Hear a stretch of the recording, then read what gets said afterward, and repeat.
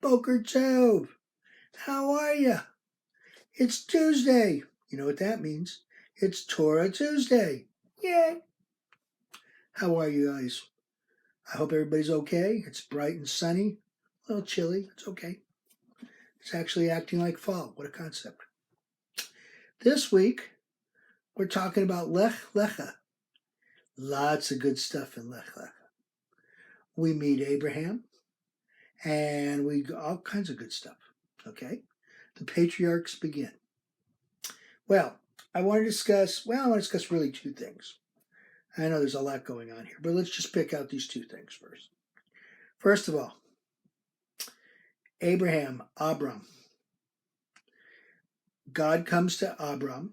He's not Abraham yet, he's Abram. Important to remember. And he says, I got a deal for you. I want you to become the father of the Jewish people. Now, this is important because he didn't come. It's not like when later in Moses, where he comes to Moses and says, you will do. Not this time. He comes to Abram and he says, I got a deal for you. I want you to create a people. I want you to be as big as the stars. I want you to have all the money, all the stuff, everything you've ever wanted. All I want from you is to worship me as your God. That's it. That's the only caveat. So, what does that sound like? Sounds like an invitation. Sounds like a business transaction. Well, later, it's not going to happen for poor Moses. Poor Moses is going to go, I don't want the job. Nobody asked you. You've got the job. Well, Abram, he gets asked. So why is that such a big deal? Well, it's just like, it's parallel to Adam. Okay, Adam is given everything. Here's the Garden of Eden. You guys can live here. You can do whatever you want. All you got to do is just not eat of that tree. Okay? Well, there's nothing threatening about that, right? Good. Okay. Didn't quite work out the way they planned, but that's okay. And then Noah. Okay. Noah was picked to save two of every species because of what? The great flood. But why? Because he was a tzaddik. He was a great and wise man. That's why he was picked. Okay? So he was picked to do this. Again, he was picked. He was asked. He was approached. Okay? That's what happens. Now, why? What were they asked to do? Call of action. That's a big deal. A call of action. God came to Abraham and Noah and Adam and gave a call to action. We have to do something. They have to do something. In order for Abraham to become the father of the Jewish people, he needs to do something. He needs to leave the land that he's in and travel abroad, and he has to do something. Okay? And God makes him promises. So that's one. The other point I want to bring about is in chapter 12, verse 11.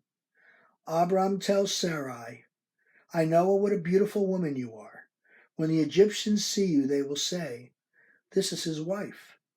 Then they will kill me and let you live. Say you are my sister, so that I will be treated well for your sake, and my life will be spared because of you. That annoys me. Oh, it annoys the heck out of me. He's hiding behind what? His wife. His beautiful wife. Okay? And what, of course, happens? Pharaoh likes Sarai and takes her as his wife. So what is Abram doing? Yeah, he's a pimp. Just saying.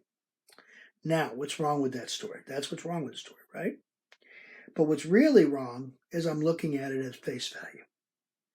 Here's what's really going on, okay? So the more it irritated me, and you know how it irritates me, the more I found out, the more I started digging into it. Okay? The rabbis teach us that this is a parable.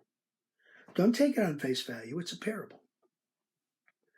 Okay? We're not supposed to take this passage literally. What we're supposed to learn from this passage is the origins of the Jewish people. Now, what does that mean? Does that mean we're a bunch of, hagglers and we hide behind our women's? No. What it means is that we had to go from point A to point B, and it was a bad situation, and we had to make something good out of the bad, that kind of stuff. Okay?